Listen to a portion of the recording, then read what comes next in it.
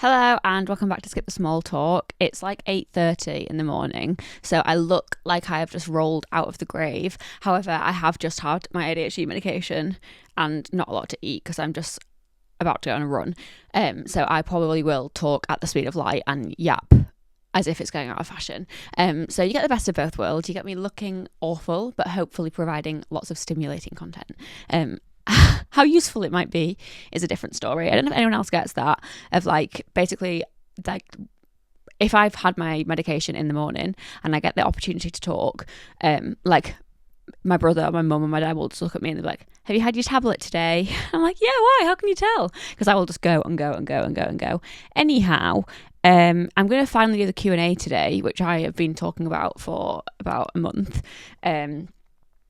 I've not actually, like, there's so many, I did a question box on Instagram, there's so many questions and I've not actually like been through them to find the good questions before, which I should have done, but I was just like, I'm just going to end up putting it off more and more. So I'm just going to like hopefully happen across the good ones while we're doing it. And if not, then if I find any that I've missed, we can always do a second Q&A in a few weeks or something. Ooh, good one. If you can live anywhere in the world, where would it be? Very good question. Something that I'm trying to figure out in my life right now. So maybe some of you know, I'm not sure. Maybe you do, maybe you don't. But I am going traveling in January. So basically, the last 2.5 years, I lived in Manchester. And so I did 6. Come on, Ellie, get a sentence together. Just before I went self-employed. So basically all of this being my career all started off the back of a viral LinkedIn post, basically, which I did like 2 weeks after I got my ADHD diagnosis. And then it all sort of like snowballed from there. That's like not, I don't want to say that's the reason that I'm here today, because obviously I've done a lot of hard work in between now and then, but that was like what started the snowball, okay? And off the back of that same LinkedIn post, I got offered a job at a personal branding agency in Manchester. So basically I went viral. So got diagnosed with ADHD in October, went viral in October. In January, started a job in Manchester, but I still had some rent left on my flat that was like near Leeds at the time. So for the first couple of months, I just like went over to Manchester and like stayed over one night or 2 nights and did like 2 or 3 days in Manchester and the rest working from home in like near Leeds. And then I moved over to Manchester for this job at the end of March 2022. And then basically by July of that year, my own personal platforms had grown so much that I had to go self-employed. So I only did that job for like 6 months. I ended up doing it a bit longer, like 1 day a week, just because I loved them all so much. I would still work there 1 day a week if I could now. But yeah, basically I moved to Manchester for the job that I got offered, and then didn't do that job very long, but I'd only just moved to Manchester, so I was like, it feels a bit depressing to just like pack up and go back home. So I was like, I'll stay in Manchester, and I was like, it's handy, like I know people here, like it's handy for me to be able to get to London where a lot of my work is, like there's a lot of like sort of creators in Manchester, like it makes sense for me to stay in Manchester. But I moved slightly out of Manchester because I wanted to live on my own, because I was self-employed and I knew I was going to be spending a lot of time working from home and it would just be like too much for me to share with somebody. So basically, yeah, I lived in Manchester and just sort of like stayed there because I'd already gone and it felt depressing to go home, rather than there actually being a specific reason for me to be in Manchester. And then I was in the process of buying an apartment in the building next to where I lived. So it's like basically the same as mine. It was just the mill next door. And because I loved my flat, it was gorgeous. It was like perfect for what I needed, apart from it was very cold. But yeah, I loved it. And I was in the process of buying an apartment there. And then I went to Spain for a month in May. And I think while I was over there, I just had a bit of like a quarter life crisis, basically, where I was like, why am I buying an apartment in Manchester? Like, why am I pouring every penny that I own into an apartment that do I want to live in Manchester? Like, am I happy living somewhere that's cold and grey? It's like the wettest place in the country, the greyest place in the country. No, I hate rain. I love sunshine. The one thing on this earth that makes me happy is sunshine. And like when I went away, it was sort of like very obvious to me that there was nothing in Manchester that I missed while I was away for a month. Like my family are not in Manchester, and obviously I missed them, but they're not there. They're in Yorkshire, where I am now, and not far away from Manchester, but like, do you know what I mean? There was nothing directly in Manchester. And then like all the work things that I missed are in London. So there was no like obviously I do have friends in Manchester, but because of the way that my life has been over the last couple of years, they're not friends that I see on a regular basis. Like I would probably see them just as often if I didn't live in Manchester. Like me living in Manchester wasn't really me like living in Manchester. Like I didn't have any sort of like roots or community or connection there. I just lived there because I lived there, and it was like I would go off to London to go and do cool things with work and like see my friends and do whatever, and then I would like come home and recover in bed all weekend, and that was basically my life. Like my flat was basically just like my recovery zone rather than like that I actually had a life there. So basically I went to Spain, had this quarter life crisis of like, why am I buying an apartment in Manchester? Like what is driving me to do that? Do I even want that? Probably not. So then I like pulled out of the like buying process and decided I want to go traveling again. So this is such a long story to answer the simplest question. This should probably have just been an episode on its own. But before the pandemic, I spent 2 years traveling in the sunshine. So I did like the summer seasons in Mallorca working behind a bar, and then the winters I traveled around Southeast Asia and ended up like living and working on a little island off Cambodia. So I loved the sunshine, loved to travel, like loved being away. It was obviously hard for me because I didn't know that I was autistic at the time, and like there's some things now that I look back and I'm like, I don't know how the hell I managed that, and I was so overstimulated. The main one being like moving so frequently. Like I was much happier when I was like based in Cambodia. Like the second winter I spent like 5 months there. I think the first winter I ended up spending about 4 months there, but I did a lot of traveling like in and around that. And then the second winter I was there for like 5 months solid, and I was so much happier that time because I wasn't like moving every 2 days. But yeah, I love being away. I love like the way of life over there. I love being in the sun. And like I think one of the other realizations that I had was like, if when I'd have been traveling not 2 years ago, 5 years ago, where was the time gone? If I'd have been traveling 5 years ago and someone would have said to me like, you can have this job where you'll be making more money than you've ever made, and you can do it from anywhere. Like you can do it from here. You just have to like post on social media. You have to spend like a couple of hours. It's not a couple of hours on your phone, but realistically, you have to spend a few hours on your phone a day. You can just like create content. You can do it from anywhere. Like you can stay traveling for the rest of your life and you'll be getting paid more than you'd be getting paid doing a normal job at home. I would have absolutely snapped their hand off. Like I would have been like telling it like I will sell my soul to get this job.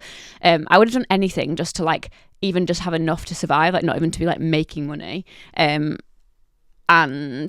yeah, I just was like, why am I not doing that now? Like that's the exact opportunity that I have now. So basically I ended up moving back home for a little bit, and then I'm going traveling in January, and I'm going away.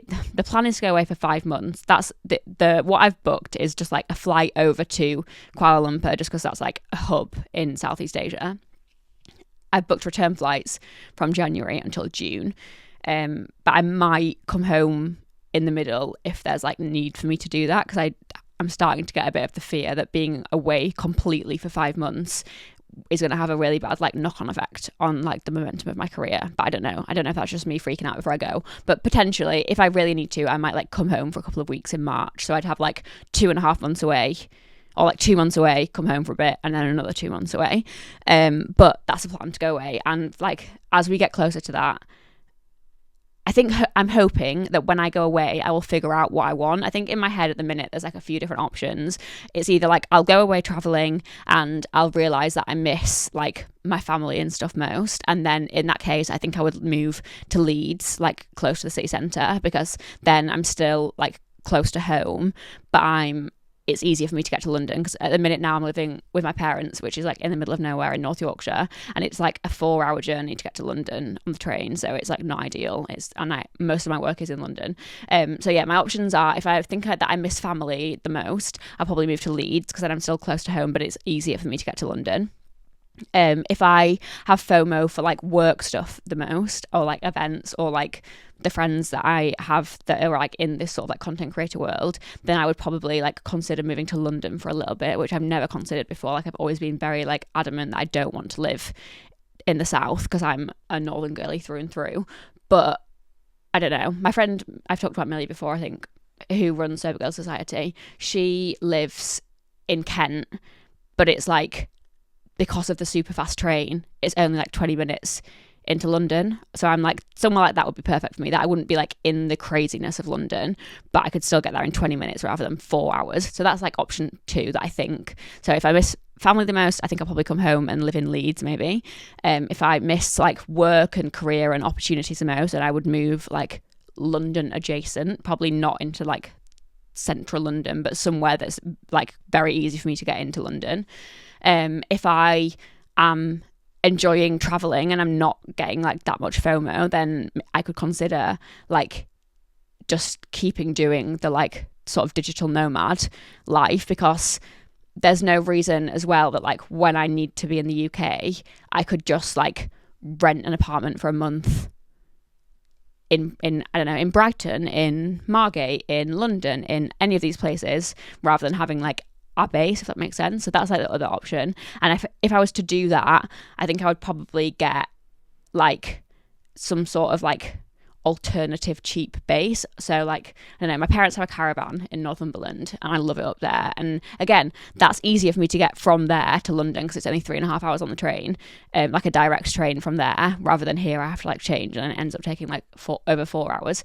So like maybe like have something like that, like have like base myself at the caravan, and then there's like somewhere that I can go back to if I need it, but I probably won't like live there, if that makes sense. So I think they're my like 3. Oh no, and the 4th option was like I spend a lot of time, well this year I've spent a lot of time on the Costa del Sol, and it's really easy, like where we stay like maybe I shouldn't say where we stay because I don't want people to like, if I do move over there then people will like know where I am, but we stay basically, there's like a train line when you fly into Malaga, there's a train line that goes on that coast from Torremolinos to Fuengirola.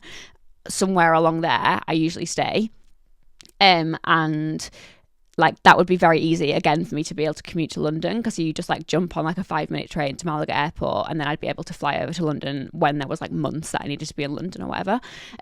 So maybe like to think about having a base over there. So they're what I think are my 4 options at the moment, like when I get back from traveling. But I'm hoping that going traveling and spending that time not having any of those things will like highlight to me what I miss the most and what's most important to me and what I value the most, and then I'll be able to make a decision based off that. So I think they're my 4 options at the moment, is like Leeds, London, sort of like random base somewhere that's like a caravan or something, and then just like continue digital nomading, whether that's like sometimes it'll be like months in England or sometimes it'll be like carrying on being abroad, and or have a base in like somewhere like probably near Malaga would be where I would go. But I know that another friend of mine, Rosie, her and her husband are moving to Barcelona in the new year as well, and they've like, when I've spoken to her about it, it's like a similar mindset for her of like loves being in the sunshine, loves that way of life, but if she needs to be over in London for work, it's still like jump on a plane. Obviously I'm not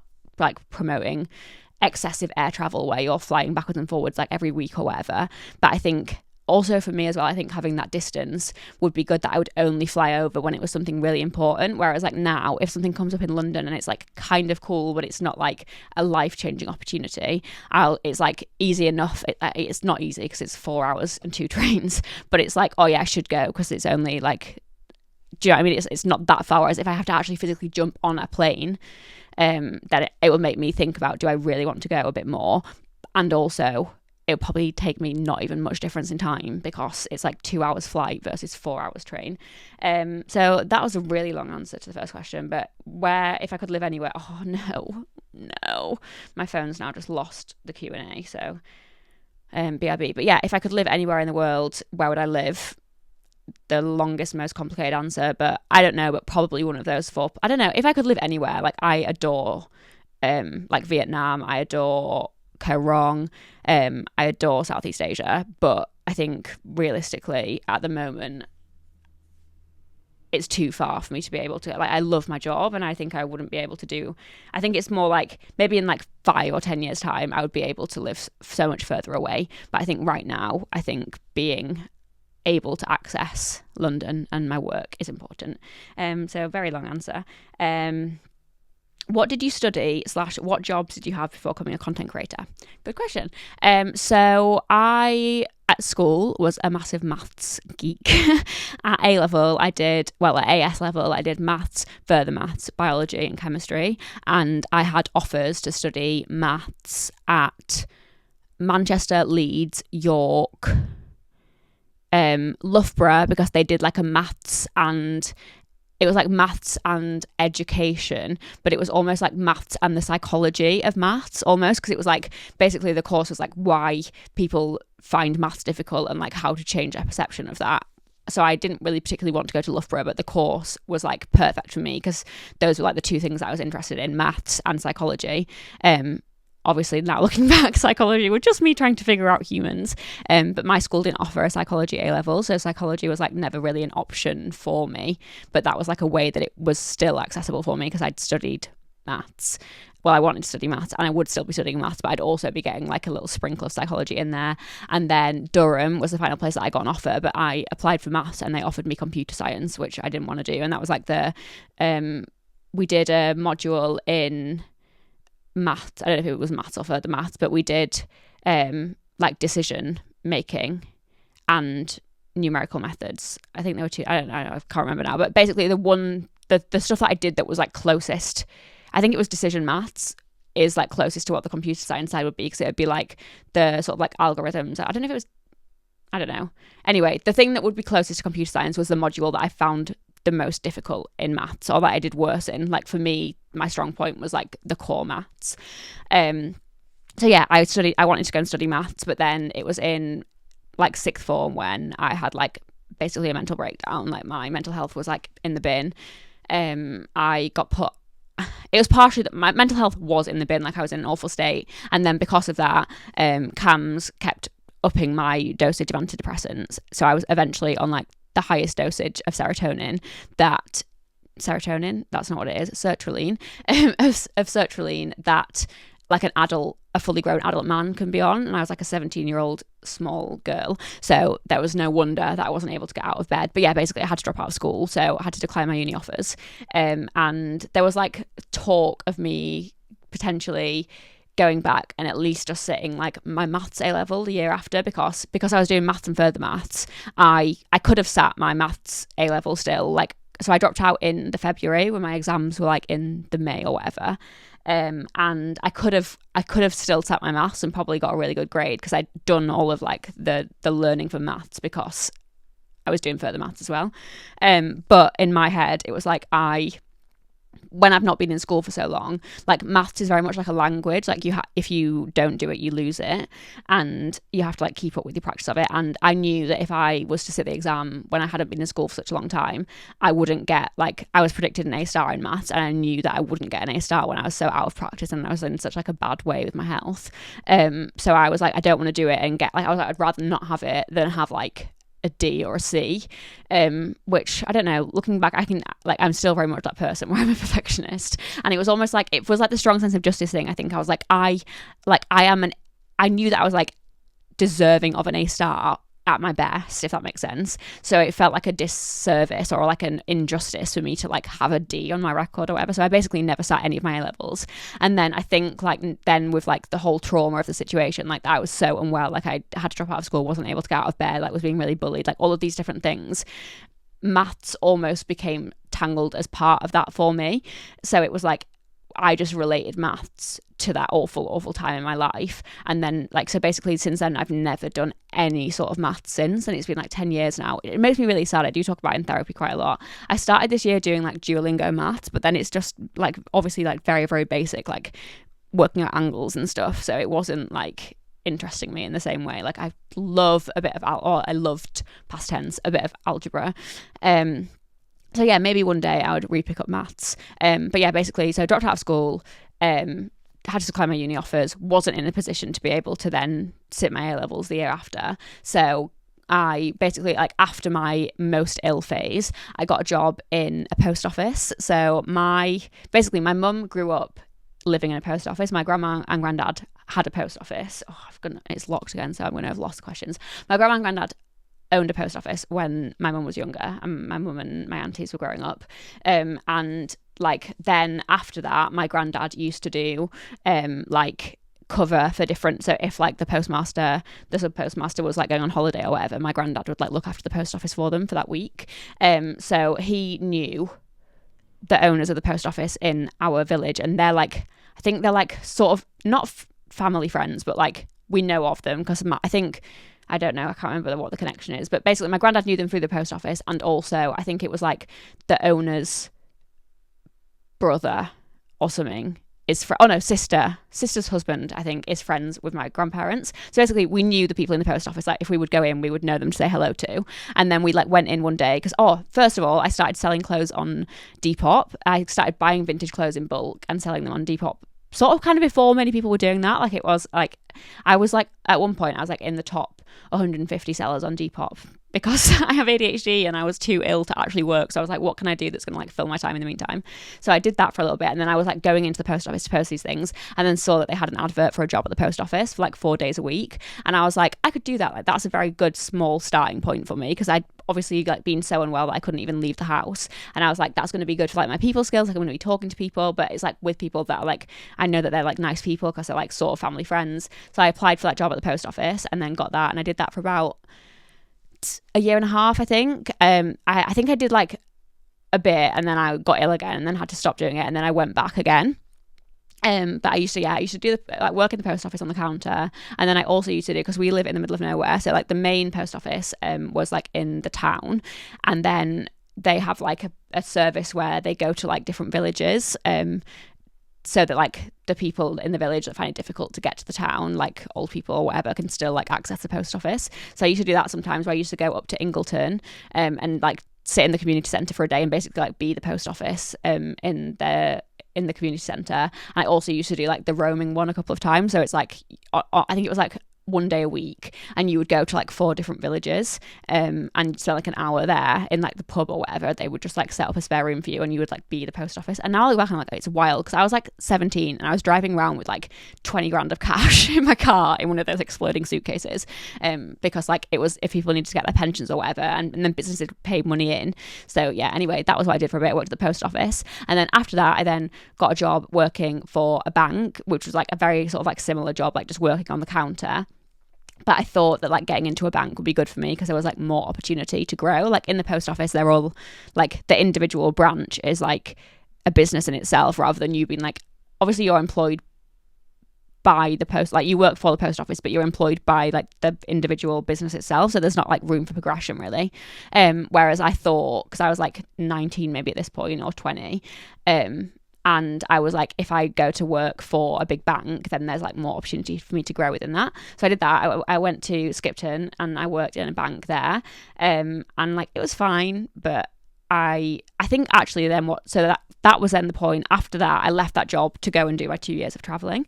So I think basically there was this woman that I used to work with, and she'd been like in the same branch for like almost 25 years, and she was like just waiting for retirement basically. And I think seeing her just like gave me like sort of like the kick up the arse I needed, of like, I don't want to just do this for the next 25 years. Like I don't. And I felt at that point that my world was really, really small, and my options were really, really, really small, because I dropped out of school. I didn't have any A-levels, didn't have a degree, didn't have any qualifications. So it was like, it sort of felt like my only way to progress was to like be in a business like that and like grow. But then I also like saw the reality of that she'd been in the same branch for like 25 years. And I was like, excuse my French, but I was like, fuck that. So I think that was the point where I was like, do you know what? I'm going to go away for a bit. So then I went to go and work my season in Mallorca, and then went traveling, and then came home into the pandemic, came down into lockdown. And then then in lockdown, I then got a job at a call center, which was like it was meant to be a 4-week job to start off with. So in my head, I was going back traveling. And I was like, I'm basically just waiting until they open the airports. And do you remember at the start when Boris was like, 3 weeks of lockdown and it'll all be past? So in my head, I was like, perfect. I can do the 4 weeks in this call centre. I can save a bit of money and I can go back travelling.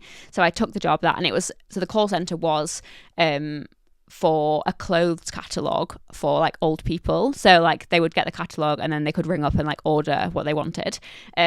Which I not gonna lie, it was awful.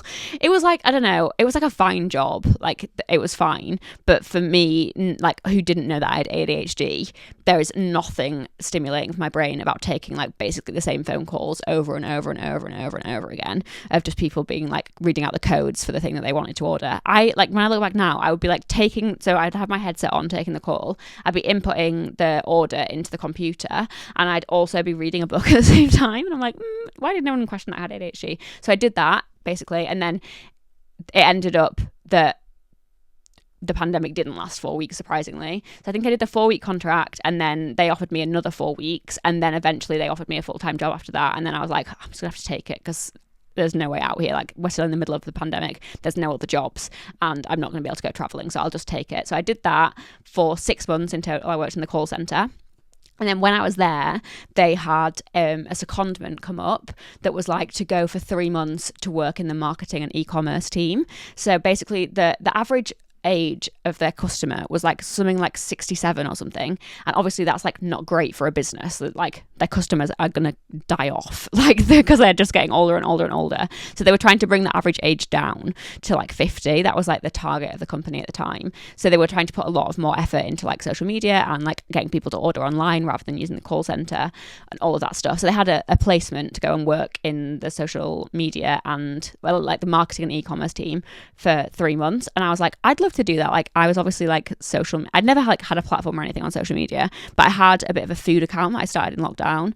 I had like about 3,000 followers or something. Like, I was not an influencer by any stretch of the imagination, but I enjoyed social media, so I was like, I could do that. So I went and did that. I did that for, I think, again, it was meant to be a 3-month secondment, and then they then offered me, I think they extended it for like another, I don't know.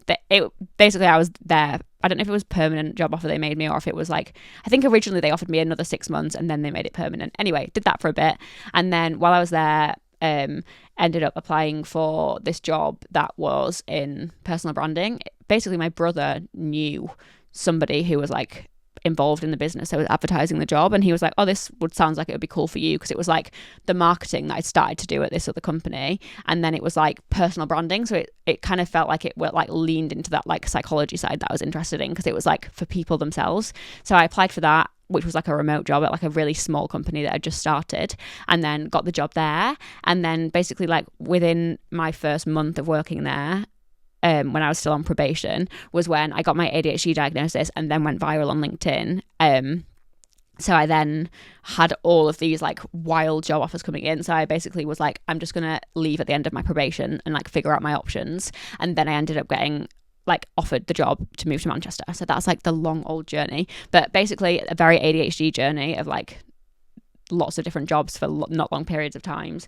And also just like felt like my world was really, really small, because I didn't have qualifications, but like it's ended up being really, really big. So I think that's why I'm even more grateful for all of the stuff that I get to do now. Like, I think anyone will be grateful for the cool life that I have, but for me it feels even more special because I'm like, this was like, none of this was ever an option for me. Like, I didn't have any route into doing anything of interest. Like, I thought that I was going to be stuck doing like just like entry level customer service roles, which there's nothing wrong with those roles. Like, I'm not saying I'm not saying anything offensive to people who do those jobs, but for me that was not stimulating, and it was not enjoyable, and it was not what I wanted to be doing, and I felt like that was the only jobs that I was like able to access.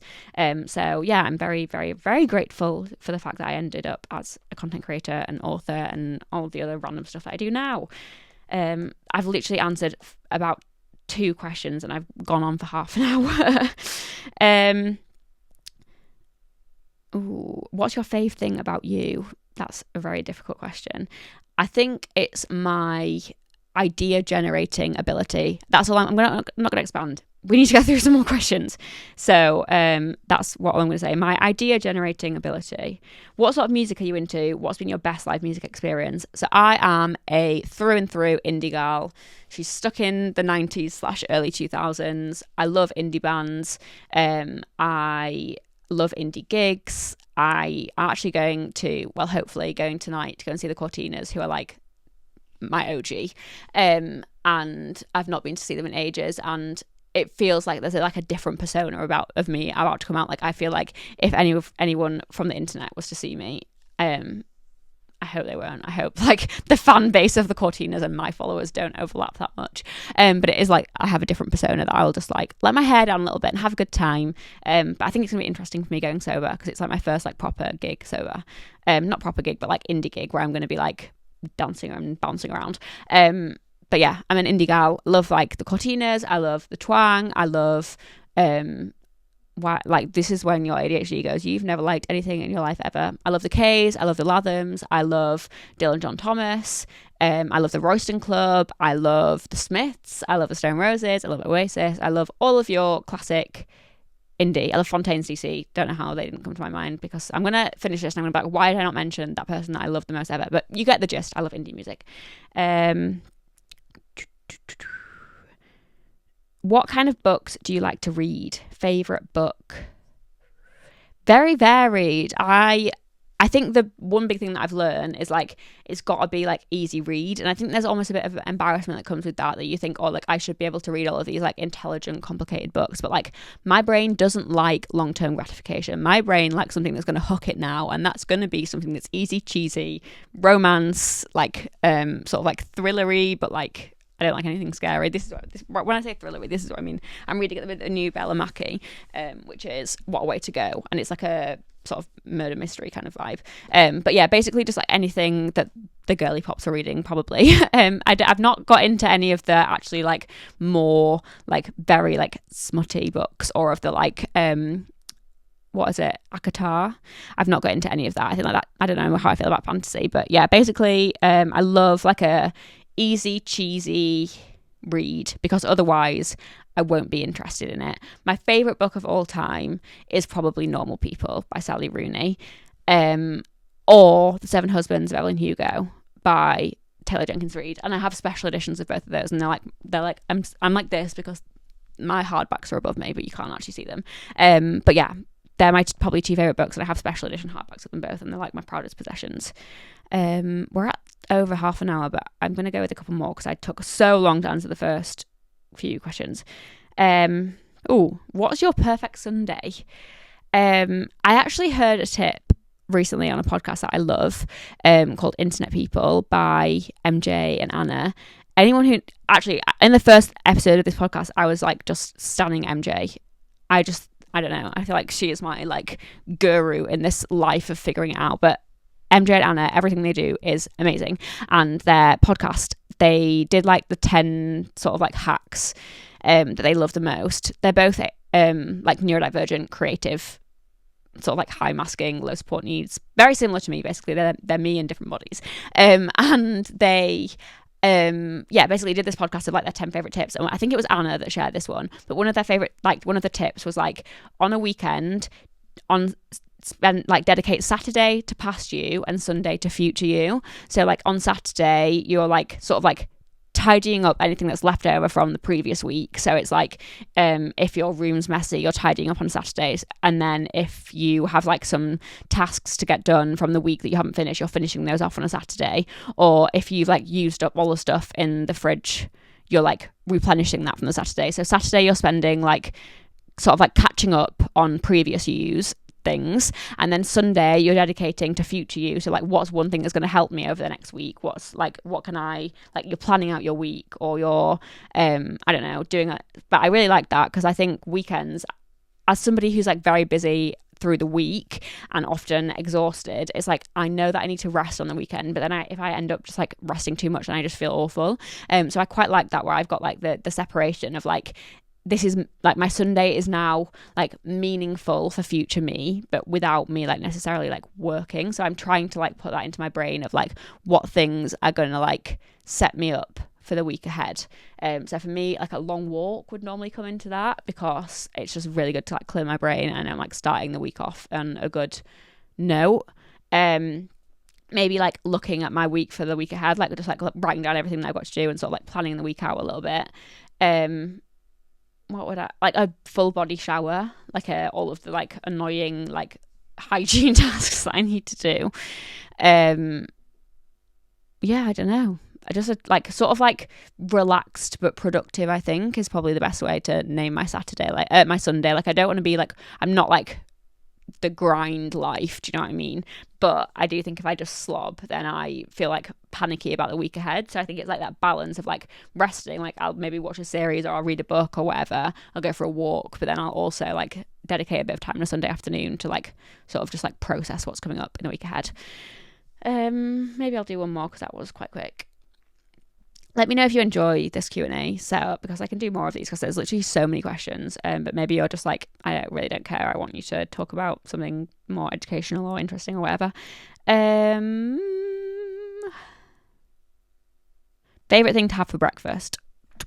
I have perfected the perfect, I call it my dopamine smoothie, because it gives me dopamine because it's the tastiest thing on this earth, but it's got loads of good ingredients in it now. I'm someone that really struggles with nutrition, right? When I'm stressed, I get really particular about what I will eat. It's interesting because I don't think that if I'm going to a restaurant, I will eat lots of different things. Like if I order something and there's like stuff on it, I'll eat them. But when I have like the conscious like choice over it, like if I'm cooking or if it's at home or whatever, then I do have a very limited diet. But it's mostly like when I'm stressed, I become very particular about what I'll eat. And the first thing that will go is meat. Like if I'm even like relatively stressed, the thought of like biting into like a piece of like chicken breast or something, no, I can't do it. I don't think it's like the texture thing, because I can do like chili, like mince or whatever, but the thought of so the first thing that will go is like chunks of meat. And then if I'm more stressed than that, then sort of I lose interest in all savory food. So all I really want is like sweet and like beige, basically, of like, I think I've talked about this before I did the episode about my SAD tips, I think, where I was telling you about how I love toast waffles. But I love toast waffles and I love yogurt and granola. And yeah, basically I lose the interest in savory food, but that's not good when I need to like nourish my body. So basically I've perfected my smoothie, which for me is like a really good start to the day, because it's like got 3 portions of fruit in there. It's got over 40 grams of protein in there, and it's got lots of fiber in there, and it's like vitamin. I know it's like a good start to my day as someone who might not have the best diet for the rest of the day, right? So in my smoothie we have 80 grams of frozen raspberries, 80 grams of frozen mango. Then we have a protein yogurt, one of those like, I think either like the Aldi ones or the Arla ones or whatever, but like, you know, the protein yogurt that says like on the side of it. I think the Aldi ones are 25 grams and the Arla ones are 20 grams, but like either raspberry or strawberry or blueberry protein yogurt. I'm like having to think about this like when I'm making it. Then I have L-tyrosine, L-theanine, which you can buy really cheaply from like any supplement websites, and they are both like the amino acids that are like precursors to dopamine. So your brain literally makes dopamine from those things. So they both go in there. Then I have chia seeds, I think that's how you say it. And what are the other seeds? Flax seeds in there. I used to have like ground flaxseed powder, and then basically when I put it on the weekly shopping list that we needed more, my mum accidentally bought like full flax seeds instead of ground ones, so we now have a massive bag of them, so I just use those. So we have flax seeds, chia seeds. I think they're both good for fiber, I think, and they also have protein in them as well, I think, and L-tyrosine and L-theanine. Then I have collagen protein. I was using like clear whey before, but I think my stomach, I think I basically shouldn't have milk products, but like there's no way that I would ever possibly hit my protein goals if I didn't have milk products, because that's the only way I get them, through protein yogurts and stuff. But anyway, I switched to collagen protein so that it's like slightly less milk products in there, even though I'm having a protein yogurt in there anyhow. So yeah, I have the one that I have is like a Vimto one. You're going to be able to work out why it's wrong because it's Vimto protein, but I've asked them to work with me and they don't want to work with me, so I resent promoting their products, but it is a really tasty Vimto protein. So Vimto collagen, and then apple juice, like 100-ish, like just over 100 grams of apple juice. I think that's it. And then blend it all up, and it's like that will do you like a pint of smoothie, and it's like over 40 grams of protein, so it will fill you up, and it's so tasty. It just tastes like Vimto ice cream basically. Sometimes I'll have it in like a pint glass with a big straw, or sometimes I'll pour it into a bowl and do it as a smoothie bowl and put granola over the top. But that's what I love for breakfast. I absolutely adore it. It's so tasty and I miss it when I'm away. But yeah, it's tasty and it sets me up for the day in a good way. And like in my brain, I'm like, well, there's everything in there that my brain needs to make dopamine. So I'm going to have a good day. I'm going to be dopamined up. I'm going to have it shortly, but I need to go for a run. So I just had some toaster waffles this morning. So I had like some lining in my stomach, and then I'm going to go for a run now, and then I'll make my smoothie when I get back. But yeah, I'm going to go. I hope that was interesting even slightly. I hope maybe you know me a little bit better now. I think I always forget like autistics do that thing where it's like we forget that people aren't inside our brains. Like we just assume because we know something that everyone else will know that thing. I think that shows up a lot, especially as a content creator, because I'm like, I've told all of these stories before, but I forget that like people are just finding me every single day. Like they've not everyone's been following me since the dawn of time. And also like the way that algorithms work, not every person sees every bit of content. So I think I just assume that like no one's interested in hearing these things because they already know them. But like probably 90% of people don't know these things. But yeah, that was part 1 of a Q&A. Let me know if you're interested in another part. And also, as always, like feel free to leave comments with what you would like to see me do an episode about. I think that's it. Love you, bye.